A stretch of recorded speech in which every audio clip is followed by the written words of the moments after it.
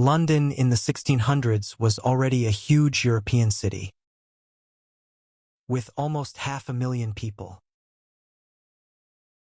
It was a crowded, fast-growing city, driven by trade, river traffic, and constant movement on the Thames.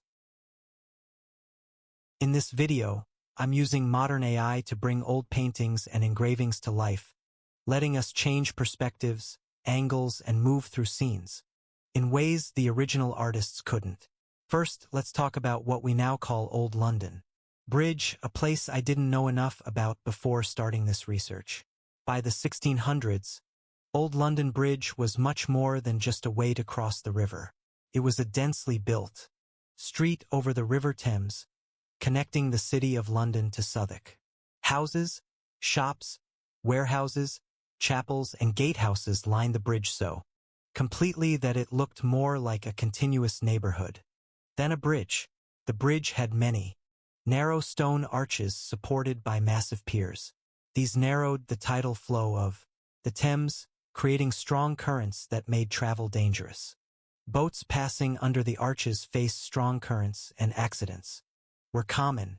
Buildings on the bridge were several stories high, often jutting out over the road. Residents lived above the constant movement of carts, horses, and pedestrians. Fire was a constant threat, and crowds were unavoidable, yet people lived and worked here for generations. Crossing Old London Bridge meant passing not only through a busy commercial area, but under visible signs of authority and control. So the Thames was London's main highway. Barges, ferries, cargos ships, and smaller boats filled the water, carrying grain, timber, coal, cloth, and imports.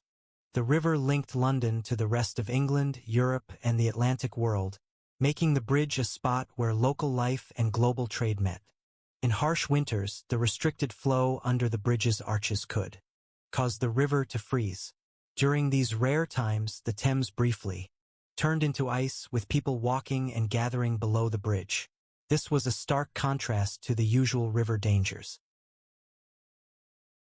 This view shows the north entrance to the bridge, approached through the area next to St. Magnus the Martyr's Church, seen on the left. By the mid-18th century, the bridge had deteriorated so badly that officials decided to clear and rebuild it, and between 1756 and 1762, the buildings that had crowded Old London Bridge for centuries were gradually torn down. Although the painting is from the 1700s, it shows a crossing that had already defined London for centuries. Amazingly, you can still visit this spot today.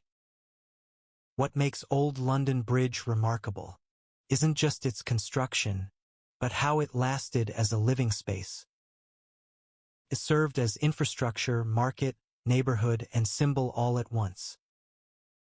Kings and commoners crossed it, merchants and workers worked on it, and newcomers to London first saw the city at this narrow crossing. Old London Bridge was packed, dark, and often unsanitary. It slowed traffic, created trade bottlenecks, and constantly risked those living and working on it.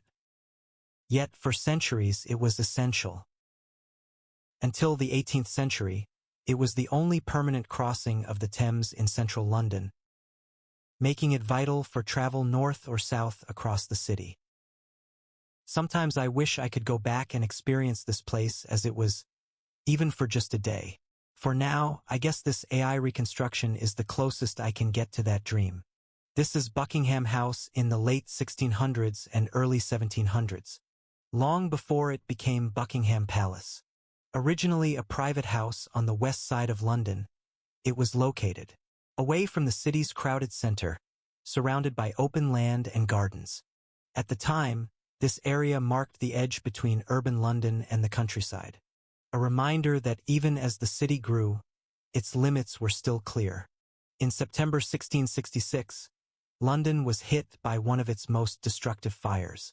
A small fire quickly spread through a city largely made of wood. Its narrow streets and packed buildings, making the fire unstoppable. The first image shows Ludgate in flames, with Old St. Paul's Cathedral in the distance, the square tower already in danger. Soon, even this huge landmark would burn. The second view looks across the Thames near Tower Wharf on the evening of September 4th.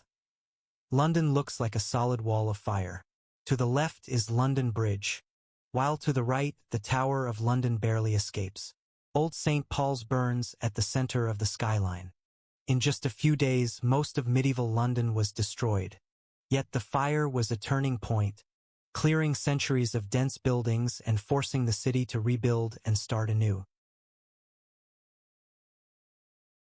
Towering over the River Thames, the Tower of London in the 1600s was central to royal power. By then, it was a fortress, armory, treasury, and one of England's most feared prisons.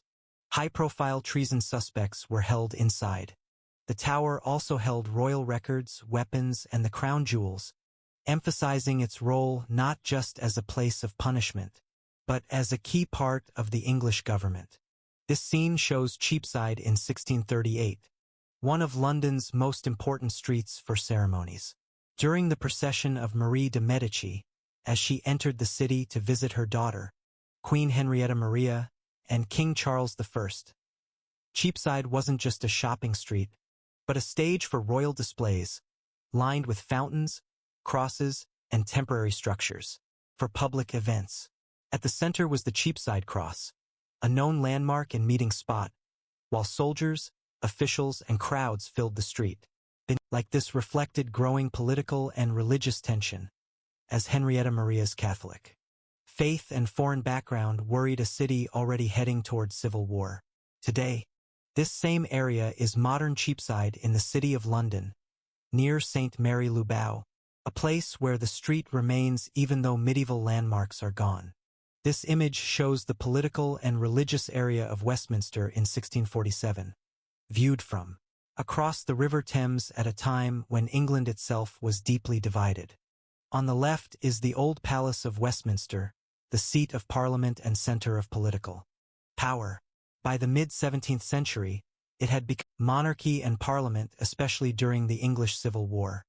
Right next to it is Westminster Hall, one of the oldest and grandest parts.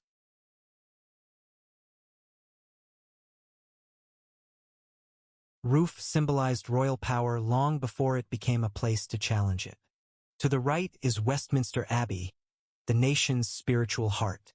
For centuries, it was the site of coronations, royal funerals, and the place of kings and queens, strengthening the sacred aspect of monarchy. In 1647, the abbey stood precariously between tradition and change as religious divisions reshaped England's institutions.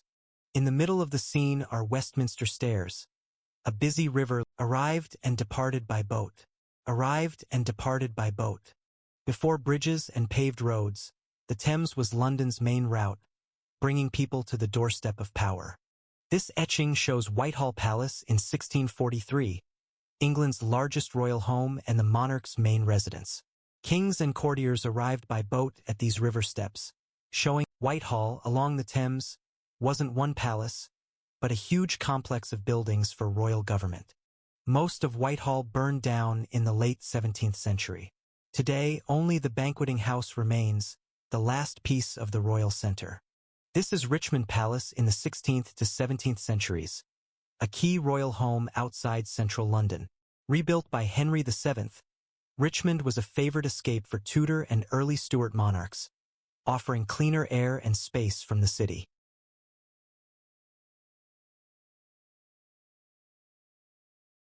The palace was eventually dismantled. Today, its grounds are part of modern Richmond, with only traces of its walls beneath the streets and paths. Standing here, looking back, you can feel how close the past is. These streets, buildings, and events shaped our world.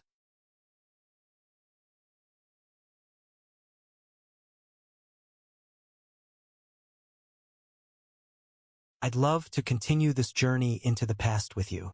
Thanks again. It offered cleaner air and space away from the busy city. This is where Elizabeth I spent her last days, passing away at the palace in 1603, ending the Tudor dynasty. The palace eventually became disused and was taken apart. Today, its grounds are part of modern Richmond, with only hints of its walls and layout remaining under. The streets and riverside trails. Standing here, reflecting on these times, it's easy to feel how near the past truly is. These streets, buildings, and events shaped our world. These reconstructions offer a peek into what it was like to be there. If there's another city, time period, or historical scene you'd like to see brought back, tell me in the comments. I'm excited to continue this journey into the past with you. Thanks again so much.